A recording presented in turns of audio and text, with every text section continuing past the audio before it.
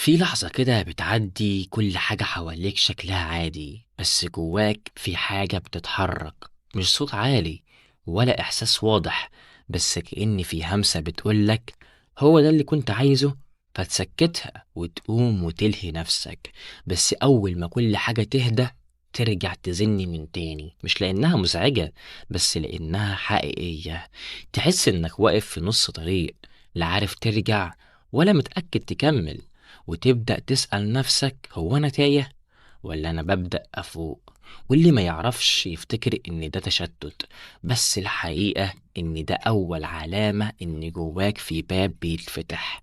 لأن اللي بيدور على حاجة مختلفة طبيعي يتلخبط وطبيعي يقلق، لأنك ماشي في سكة مش مرسومة ومش مألوفة.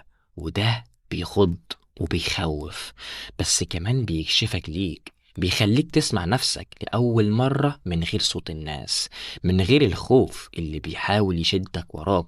ودي اللحظة اللي لازم تمسك فيها قلبك وتتحرك، حتى لو خطوة صغيرة، حتى لو الطريق مش واضح.